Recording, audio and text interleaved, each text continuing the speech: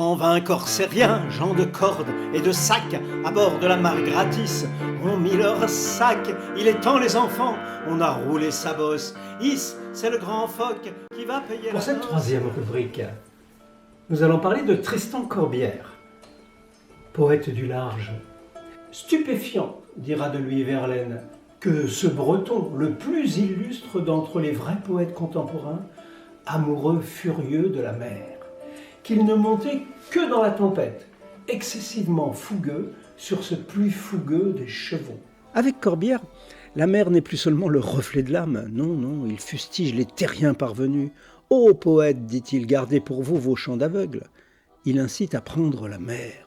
Là, sous le ciel neutre, dit-il, la tourmente est chez elle, le calme est un deuil. Il fustige les poètes en chambre d'une pseudo-littérature maritime, parce que, marin avant tout, il sait mettre en scène de vrais marins.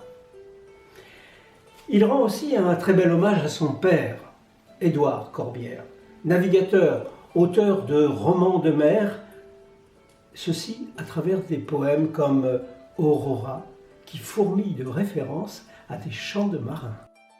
Quand l'on fut toujours vertueux, l'on aime à voir lever l'aurore. 120 corsairiens, gens de cordes et de sacs, à bord de la Marie gratis ont mis leur sac. Il est temps, les enfants, on a roulé sa bosse. Is, c'est le grand phoque qui va payer la noce. Et Tarque, leur argent les fasse tous cocus, la drisse du grand phoque leur rendra leurs écus. Issoé, c'est pas ton gendarme que j'ai regrette. Issoa, c'est pas ça, naviguons ma brunette. Va donc, Marie gratis, brique écumeur d'anglais, vire à pic et dérape. Un coquin de vent frais largue en vrai matelot les voiles de l'aurore. L'écho des cabarets de terre beugle encore. Eux répondent en chœur, perchés dans les huniers, comme des colibris au haut des cocotiers. Jusqu'au revoir, la belle, bientôt nous reviendrons. Ils ont passé par là 4 nuits de liesse, moitié sous le comptoir et moitié sur l'hôtesse. Tâchez d'être fidèles, nous serons bons garçons. Et vente les huniers, c'est pas ça que je regrette. Brasse et borde partout, naviguons ma brunette, adieu ces jours de guigne. Et roule, et cours bon bord, va la Marie gratis au nord-est, quart de nord. Et la Marie gratis en flibustant l'écume, bordant le lit du vent se gîte dans la brume, et le grand flot du large en sursaut réveillé, à terre va bâiller s'étirant sur le roc. Roule ta bosse, tout est payé, hisse le grand phoque. Il cingle déjà loin, et couvrant leur sillage, la houle qui roulait leurs chansons sur la plage murmure sourdement, revenant sur ses pas. Tout est payé, la belle, ils ne reviendront pas.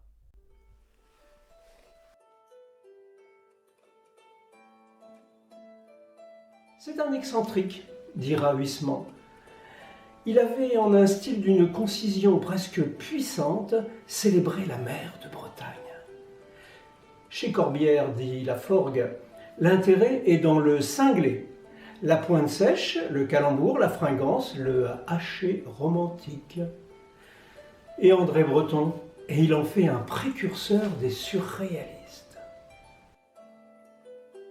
Il est dans la vieille armorique un saint, des saints le plus pointu, pointu comme un clocher gothique, et comme son nom, Tupétu. Son petit clocheton de pierre semble prêt à changer de bout. Il lui faut pour tenir debout beaucoup de foi, beaucoup de lierre.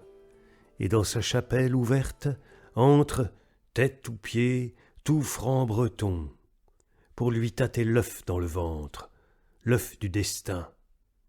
C'est oui, c'est non.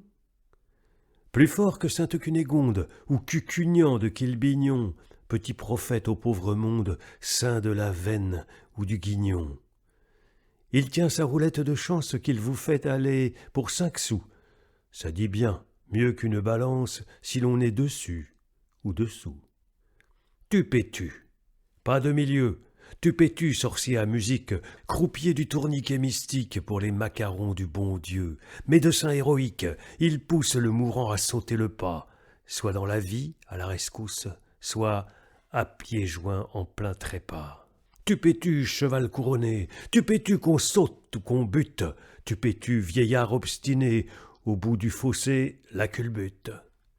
Pile ou face de la vertu, ambigu patron des pucelles qui viennent t'offrir des chandelles, jésuite, tu dis tupétu. Son seul ouvrage s'intitule « Les Amours jaunes ». Il réveille et réinvente Villon, Du Bellay, La Fontaine, Shakespeare, Dante. Il invoque Nicolas Gilbert, Hugo, Vigny, Baudelaire, Gautier et même Murger. Le recueil est dédié à Marcel, qui fut son grand amour, et à son père. Verlaine dira de lui « Son vers vit, rit, pleure très peu, se moque bien et blague encore mieux. Amer d'ailleurs et salé comme son cher océan. » Écoutez, ou plutôt voyez. Voyez, ou plutôt écoutez. Moi, je vois profond dans la nuit, sans voir. 120 corsairiens, gens de cordes et de sacs, à bord de la mare gratis, ont mis leur sac. Il est temps les enfants, on a roulé sa bosse. Is, c'est le grand phoque qui va payer la noce. Et Tarque, leur argent les fasse tous cocus. La drisse du grand phoque leur rendra leurs écus.